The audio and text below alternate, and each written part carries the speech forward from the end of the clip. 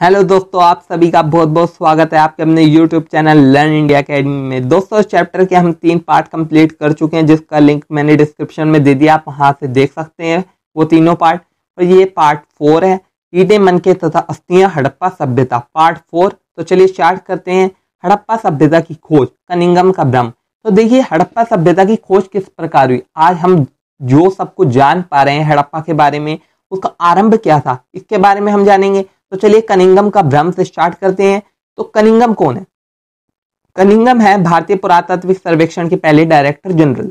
उन्होंने 19वीं शताब्दी के मध्य में पुरातात्विक उत्खनन आरंभ किए। 19वीं शताब्दी मतलब 1800 से जो है 1900 तक का जो काल है उसे 19वीं शताब्दी कहा जाता है।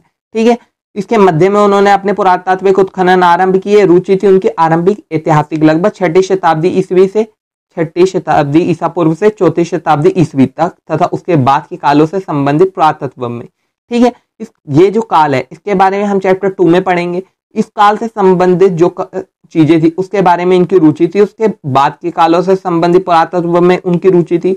यही रुचि उनके लिए हड़प्पा सभ्यता के बारे में जानने का सबसे बड़ा विघ्न बनती है। ठीक है, ये आगे देखते हैं किस प्रकार।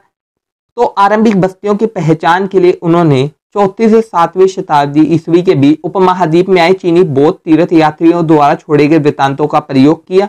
अब क्या हुआ, आरंभिक जो बस्तियां थी, ठीक है, उसकी पहचान के लिए उन्होंने किस स्रोतों का उपयोग किया। अगर आप गलत चीज से पढ़ोगे देखो तो आपको गलत ही जानकारी मिलेगी। इसी प्रकार वो गलत स्रोतों का उपयोग कर रहे हैं। कब से? 34 से 7वीं शताब्दी ईस्वी में जो आए थे चीनी बौद्ध तीर्थ यात्री, उनके वृत्तांतों का प्रयोग कर रहे हैं वो हड़प्पा सभ्यता को जानने के लिए। अगर उसका प्रयोग करेंगे तो नॉलेज भी नहीं मिल पाएगी। यही सबसे बड़ा कारण रहता है कि वो जो हड़प्पा सभ्यता से मिली जो पूरा वस्तु है उसके महत्व को नहीं समझ पाते थे। अगला है, देखो, हड़प्पा जो है चीनी बौद्ध तीर्थ यात्रियों की यात्रा कार्यक्रम का हिस्सा नहीं था और एक आरंभिक ऐतिहासिक शहर नहीं था। ठीक है, हड़प्पा जो है, हड़प्पा के बारे में आप जानोगे तो वो देखोगे कि चीनी बौद्ध तीर्थ यात्रियों के यात्रा कार्यक्रम का वो हिस्सा नहीं है। वहां पे जब चीनी तीर्थ यात्री जाते ही नहीं थे उसके बारे में लिख कैसे सकते हैं। और इस तरह वो एक ऐतिहासिक शहर भी नहीं था आरंभिक। ठीक है, इसलिए हालांकि हड़प्पाई पुरावस्तुएं 19वीं शताब्दी में कभी कभी मिलती थी और इनमें से कुछ तो कनिंघम तक पहुंची भी थी, फिर भी वह समझ नहीं पाई कि पुरावस्तुएं जो है कितनी पुरानी थी। इसके बारे में वो जान ही नहीं पाए थे क्योंकि वो उस कालक्रम में देख ही नहीं रहे। क्योंकि कई और लोगों की तरह उनका भी यह मानना था कि भारतीय इतिहास का जो प्रारंभ है गंगा की घाटी में पनपे पहले शहरों के साथ हुआ था। जो गंगा की घाटी में पनपे थे शहर, उसके साथ ही इन भारतीय जो है शहरों का प्रारंभ हुआ था, ऐसा वो मान रहे थे। जबकि हड़प्पा सभ्यता इससे बहुत पहले ही हो चुकी थी। तो वो जब कालक्रम ही गलत रख रहे हैं, वो जब मान रहे हैं कि भारतीय इतिहास यहीं से प्रारंभ हुआ है, तो वो कैसे जान पाते कि इससे पहले भी कुछ हुआ होगा। इसलिए वो जान ही नहीं पा रहे थे हड़प्पा सभ्यता के बारे में। फिर उनकी सुनिश्चित अवधारणा के चलते या कोई आश्चर्य की बात नहीं है कि वह हड़प्पा सभ्यता के महत्व को समझने में चूक गए। अब उनकी सुनिश्चित जो अवधारणा इसके कारण ही वो हड़प्पा सभ्यता का जो महत्व है उसे समझने में चूक गए। चलिए आगे बढ़ते हैं। एक नवीन प्राचीन सभ्यता, इसके बारे में जानेंगे। ठीक है, तो एक नवीन प्राचीन सभ्यता जो है, दयाराम साहनी ने हड़प्पा से, दयाराम जो साहनी है उन्होंने हड़प्पा से जो है मोरे खोज निकाली। और इसी तरह की मोरे जो है रखालदास बनर्जी ने मोहनजोदड़ो से खोज निकाली। तो इसके आधार पर यह अनुमान लगाया गया कि ये जो दोनों स्थल हैं हड़प्पा और मोहनजोदड़ो, वो एक ही संस्कृति के भाग थे, जो एक ही संस्कृति के अंतर्गत आते हैं, इसलिए सेम ही मोहरे हैं उनकी। और जॉन मार्शल जो है उन्होंने 1924 में, अब ये देखिए इसी खोजों के आधार पर ही, ठीक है, 1924 में सिंधु घाटी में एक नवीन सभ्यता की खोज की घोषणा करी कि हमारे को सिंधु घाटी में एक नई सभ्यता मिल चुकी है। इसकी उन्होंने घोषणा करी जॉन मार्शल ने। वो क्यों इंपॉर्टेंट इंसान है? क्योंकि वो यूनान तथा क्रीट में जो अपने कार्य करे थे उसका अनुभव जो था वो भारत में लाए। वो भारत में कार्य करने वाले पहले पेशेवर पुरातत्वविद भी थे। इसी तरह इस सब खोजों से हमें ये जानने में मदद मिली कि मेसोपोटामिया के समकालीन थी। ये जानने में हमें मदद मिली कि ये जो सभ्यता है वो मेसोपोटामिया के समकालीन थी, क्योंकि जो हड़प्पा से हमें मोरे मिली उसी तरह की सेम मोरे हमें मेसोपोटामिया के स्थलों से मिलती है। तो ये जानने में मदद मिली कि दोनों सभ्यता एक दूसरे के समकालीन थी। ठीक है, आगे जानते हैं। तो ये मैंने लिखा है वही ऊपर की चीजें डिस्क्राइब करी है ताकि आप पेपर में आसानी से लिख सकें। चलिए पढ़ते हैं। 20वीं शताब्दी के आरंभिक दशकों में दयाराम साहनी जैसे पुरातत्वविदों ने हड़प्पा में मोहरें खोज निकाली। इसके बारे में हमने पढ़ा। रखालदास बनर्जी हड़प्पा से मिली मोहरों के समान मोहरें जो है मोहनजोदड़ो से खोज निकाली इन्होंने। इसके आधार पर अनुमान लगाया कि ये दोनों जो पूरा स्थल है एक ही पुरातात्विक संस्कृति के भाग थे। इन्हीं खोजों के आधार पर 1924 में भारतीय पुरातात्विक सर्वेक्षण के डायरेक्टर जनरल जॉन मार्शल ने पूरे विश्व के सामने सिंधु घाटी में एक नई सभ्यता की खोज की घोषणा करी कि हमें एक नई सभ्यता मिल गई है सिंधु घाटी के अंदर। इसी तरह उन्होंने ये जानने में इन सबसे मदद मिली कि ये जो सभ्यता वो मेसोपोटामिया के समकालीन थी। जॉन मार्शल का कार्यकाल जो है भारतीय पुरातत्व में एक व्यापक परिवर्तन का काल था। जॉन मार्शल जब भारत में कार्य करने लगे उनसे एक व्यापक परिवर्तन आया भारत में उसके पुरातत्व में। क्यों? क्योंकि वो एक पेशेवर पुरातत्वविद थे जो भारत में कार्य कर रहे थे। हाँ, वो पहले पेशेवर पुरातत्वविद थे और यहाँ पे यूनान तथा क्रीट में उन्होंने जो अपने कार्य करे थे ना उसका अनुभव भी वो यहाँ पर लाए, तो इससे और ज्यादा फायदा मिली। फिर आगे ये देखते हैं, परंतु वह अलग अलग स्तरों से संबंध होने पर भी एक इकाई विशेष से प्राप्त सभी पुरावस्तुओं को सामूहिक रूप से वर्गीकृत करते थे। अब वो अलग अलग स्तरों से संबंध है, ठीक है, फिर भी इकाई विशेष से प्राप्त जो सारी पुरावस्तुओं को सामूहिक रूप से वर्गीकृत करते थे। अब जैसे आपने हिस्ट्री में लेयर के बारे में पढ़ा होगा, जैसे फर्स्ट लेयर है मिट्टी की जो सबसे पुरानी होती है। उसके बाद जब वो लोग जो यहाँ इस लेयर पे रह रहे थे वो त्याग देते हैं या उस सभ्यता का पतन हो जाता है तो उसके ऊपर एक टीला सा बन जाता है और लेयर का, तो उसके ऊपर सेकंड लेयर हो जाती है, वो मिट्टी थोड़ी और उठ जाती है। इस तरह वो लेयर, पहली लेयर सबसे पुरानी, दूसरी लेयर उससे फिर थोड़े समय बाद आती है, उस तरह तीसरी लेयर। इस तरह बाद में लेयर से संबंधित काम किया गया कि अलग अलग लेयर से संबंध होने वाली वस्तुओं को अलग अलग रखा गया। जैसे अगर आप देखें, जैसे हड़प्पा सभ्यता की लेयर होगी वो सबसे पुरानी मान लो, उसके बाद जो 6वीं से 4वीं शताब्दी वाली लेयर आ जाएगी, उसके बाद दूसरी लेयर आ जाएगी। इस तरह रखना चाहिए था मगर वो ऐसा नहीं कर पाए। इसके बाद देखोगे कि ये सारी चीजें बाद में आती गई। अब देखते हैं, ठीक है, परिणाम स्वरूप इन खोजों के संदर्भ के विषय में बहुमूल्य जानकारी हमेशा के लिए लुप्त हो जाती थी। अब ये जो खोजें हैं उनके बारे में जो महत्वपूर्ण जानकारी थी वो हमेशा के लिए खो जाती थी। क्यों? सारी पूरा वस्तुओं को एक ही साथ रख देते थे, इसलिए अलग अलग जो है समय के बारे में जानने में प्रॉब्लम होती थी। फिर आई नई तकनीक, उसके साथ आए नए प्रश्न भी, ठीक है। देखते हैं, 1944 में भारतीय पुरातात्विक सर्वेक्षण के डायरेक्टर जनरल बने REM, कौन थे? REM wheeler. इन्होंने इस समस्या का निदान करा, इस समस्या को सुलझाया। व्हीलर ने पहचाना कि एक समान क्षेत्रीय इकाइयों के आधार पर खुदाई की बजाय टीले के स्तर विन्यास का अनुसरण करना अधिक आवश्यक था। तो यही मैंने बताया, अलग अलग टीले के स्तर, लेयर के बारे में, ये लेयर, दूसरी तीसरी लेयर। हाँ, इसकी फोटो मैं अभी आपको दिखा दूंगा। देखिए, फिर 1980 के दशक से हड़प्पाई पुरातत्व में अंतर्राष्ट्रीय स्तर पर भी रुचि लगातार बढ़ती रही है। अब 1980 का दशक मतलब 1980 का दशक का मतलब है 1980 से 1990 तक का जो काल था उसे कहा जाता है 1980 का दशक, ठीक है। फिर 1980 के दशक से हड़प्पाई पुरातत्व में अंतर्राष्ट्रीय स्तर पर भी रुचि लगातार बढ़ती रही है।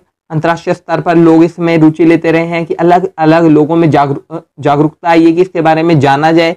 फिर हड़प्पा और मोहनजोदड़ो उपमहाद्वीप के तथा विदेशी विशेषज्ञ संयुक्त रूप से कार्य करते रहे हैं। उपमहाद्वीप में जो काम कर रहे हैं, उसके अलावा विदेशों से आए विशेषज्ञ वो भी संयुक्त रूप से एक साथ मिलकर काम करते रहे हैं इसके बारे में जानने के लिए, ठीक है। तो अभी तक आपने अगर सब्सक्राइब नहीं करा है तो प्लीज सब्सक्राइब कर लो, इतने बढ़िया नोट्स तो आपको कहीं नहीं मिलेंगे। तो चलिए स्टार्ट करते हैं। अतीत को जोड़कर पूरा करने की समस्या, एक और नई सब हेडिंग आती है इसके साथ ही। हड़प्पाई लिपि, अब देखो हड़प्पाई लिपि जो अभी तक पढ़ी नहीं जा सकी है, इसलिए इससे हड़प्पा सभ्यता को जानने में जो है कोई मदद नहीं मिलती है। फिर आता है भौतिक साक्ष्य, उससे थोड़ी मदद मिलती है। हड़प्पाई जीवन को ठीक प्रकार से पुनर्निर्मित करने में सहायक होते हैं। भौतिक साक्ष्य, उनमें कौन कौन सी वस्तु आ गई? मृदबाट, मृदबाट मतलब पोर्ट्स, औजार, टूल्स, आभूषण, ऑर्नामेंट्स, आभूषण मतलब जो ऑर्नामेंट्स होते हैं, और घरेलू सामान जो प्रयोग किया जाता है, बर्तन हो गए, औजार हो गए, आभूषण हो गए, जो घर में घरेलू सामान प्रयोग किया जाता है, वो सबसे हम हड़प्पा सभ्यता को जान पाते हैं। उन अतीत को जोड़कर हम इस संस्कृति के बारे में जान पाए हैं। बाकी जो बची वस्तु है उसमें क्या आ गया? पत्थर आ गया, पक्की मिट्टी, धातुएं, पत्थर से जो सामान बनता था, पक्की मिट्टी से बना, धातु से बना, उन सब की सहायता से हम आज इस सभ्यता को जान पाए हैं। क्योंकि जो चीजें नष्ट हो गई उससे तो हम नहीं जान सकते ना। तो फिर हड़प्पाई लिपि इस प्राचीन सभ्यता को जानने में कोई मदद नहीं मिलती है इस लिपि से।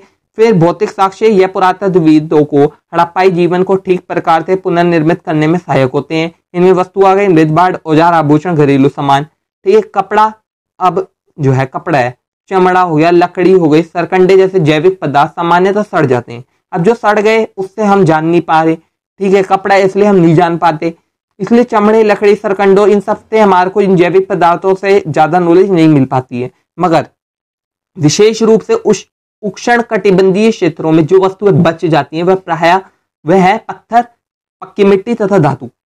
अब देखिए इन सब की सहायता से हम जान लेते हैं कि वह टूटी हुई अथवा अनुपयोगी वस्तुएं ही फेंकी जाती थी। आज जो हमें मिलती हैं, आज जो साबुत चीजें मिलती हैं वो या तो जो खो गई होंगी, ठीक है, उन लोगों से, तभी आज हमें वो मिल रही हैं। क्योंकि हम भी कभी साबुत चीजें तो नहीं फेंकते ना, केवल जो टूटी हुई वस्तुएं वो और जो अनुपयोगी वस्तुएं वो ही फेंकी गई थी, जिससे हम आज भी जान पा रहे हैं उन सब के बारे में। और अन्य जो है अन्य वस्तुएं संभवतः पुनः चक्रित मतलब रिसाइकल की जाती थी।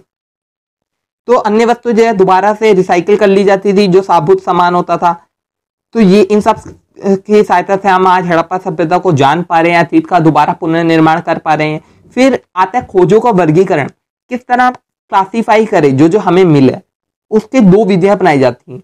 वह है एक प्रयुक्त पदार्थों के आधार पर, जो वो लोग सामान यूज करते थे उसके आधार पर, जैसे पत्थर, पक्की मिट्टी, धातु, अस्थि, हाथी दांत, इन सब का जो यूज करते थे उन आदि के संबंध में होता है प्रयुक्त पदार्थों के आधार पर। इन सब से हम खोजों का वर्गीकरण करते हैं। फिर आता है उनकी उपयोगिता के आधार पर। अब उपयोगी मतलब यहाँ पे उपयोगी मतलब ये नहीं कितनी यूजफुल थी, उपयोगी मतलब उनका फंक्शन क्या था, उनका कार्य, उनके कार्यों के आधार पर पुरातत्वविदों को तय करना पड़ता है कि उदाहरणतः कोई पुरावस्तु एक औजार है या एक आभूषण, वो एक आभूषण है या औजार है, उस तरह देखते थे, या फिर दोनों अथवा अनुष्ठानिक प्रयोग की कोई वस्तु। अब वो एक औजार हो सकता है, एक आभूषण हो सकता है, दोनों भी हो सकती है। इसके अलावा जो अनुष्ठान, जो रिचुअल, जो धार्मिक रूप से प्रयोग करते थे उसमें भी प्रयोग लाने वाली कोई वस्तु भी हो सकती है। किसी पुरावस्तु की उपयोगिता की समझ अक्सर आधुनिक समय में प्रयुक्त वस्तुओं से उनकी समानता पर आधारित होती है। ठीक है, आधुनिक समय में हम जो यूज कर रहे हैं वो जो चीजें मिलती हैं हम उससे समानता व उसी आधार पे सोचते हैं, उसी सोच के साथ सोचते हैं। इसलिए उनकी समझ हम आधुनिक समय से जो सामान यूज कर रहे हैं उनकी समानता से तुलना करके देखते हैं। जैसे मन की जो बेट से मिली, आज भी हम मन के देखते हैं, पहनते हैं, ओढ़ते हैं अपने गलों में। चक्कियां जिसका हम घरों में यूज करते हैं, पत्थर के फलक जो पत्थर के ब्लेड होते हैं उसके साथ हमने देखा जो पत्थर के फलक यूज करते थे, और पात्र जो हो गए वो इसके स्पष्ट उदाहरण है। ठीक है ना। इसके अतिरिक्त पूरा वस्तु की उपयोगिता को जानने के लिए उस संदर्भ का परीक्षण भी करते हैं जिसमें वह मिली थी, अर्थात घर में, कब्र में वह कहाँ मिली थी। घर में मिल रही तो हमें समझ आता है घर में प्रयोग करने वाली वो कोई पूरा वस्तु होगी। इसकी तरह कब्र में मिली थी, किसी के साथ दफनाया गया, वो ऐसे समझ में आता है। इस तरह क्लासिफाई करा जाता है जो जो पुरातत्वविदों को सामान मिला। इसके साथ साथ पुरातत्वविद जो अप्रत्यक्ष साक्ष्यों का सहारा भी लेना पड़ता है। कभी कभी उन्हें अप्रत्यक्ष साक्ष्यों का सहारा लेना पड़ता है, जैसे कि हालांकि कुछ हड़प्पा स्थलों से कपास के टुकड़े मिले हैं, पर पहनावे के विषय में जानने के लिए हमें अप्रत्यक्ष साक्ष्य से मूर्तियों के चित्रण पर निर्भर रहना पड़ता है। मूर्तियों पर जो चित्रण किया गया है कपड़ों का, उसके सारे हम जानने की कोशिश करते हैं कि किस कपड़े, कैसे कपड़े पहनते थे, किस मटेरियल के बने थे। ठीक है, अलग अलग चीजें। तो इस तरह हमें अप्रत्यक्ष साक्ष्यों जो इनडायरेक्ट सोर्स हैं उससे भी सहारा लेना पड़ता है पुरातत्वविदों को। चलिए अगला लेते हैं, व्याख्या की समस्या। फिर उसका इंटरप्रिटेशन करना होता है कि भैया इसका मतलब क्या है, इस सब जो पूरा वस्तु मिली है उसका किस तरह यूज करा जाता है, इन सबको जानने की कोशिश की जाती है। तो ये इंटरप्रिटेशन जो है, सबसे जो इंटरप्रिटेशन में सबसे ज्यादा समस्या आती है, वो जो व्याख्या की समस्या, वो आती है धार्मिक प्रथाओं के पुनर्निर्माण के प्रयासों में। वो कौन कौन सी धार्मिक प्रथाओं का पालन करते थे, इसके बारे में जानने में सबसे ज्यादा समस्या आती है। फिर असामान्य और अपरिचित वस्तुओं को क्या करते हैं, जो समय आरंभिक जो पुरातत्वविद थे उन्होंने क्या करा कि असामान्य जो अपरिचित वस्तुओं से धार्मिक महत्व का मानते थे वो। और इसमें कौन कौन सी आ गई, जैसे एग्जाम्पल के मातृ देवी, जिसके बारे में हम सबके बारे में डिटेल में अभी पढ़ेंगे। एक ओवरव्यू बनाता हूँ। पुरुषों की दुर्लभ पदार्थों से बनी मूर्तियां आ गई, संरचनाएं, जैसे हमारे को स्नानागार मिला, उनकी वेदियां मिली, उससे हमारे को जानने में मदद मिली। फिर मोहरों से धार्मिक आस्थाओं प्रथाओं को पुनर्निर्मित करने का प्रयास भी किया गया। मोहरों का प्रयोग किया गया, उनकी धार्मिक जो आस्थाएं थी, किन किन धार्मिक आस्थाओं को मानते थे, कौन कौन सी प्रथाएं थी, उन सबको पुनर्निर्मित करने का प्रयास किया गया मोहरों की सहायता से। और अनुमान लगाया गया ना कि आरंभिक तथा बाद की परंपराओं में समानता होती है।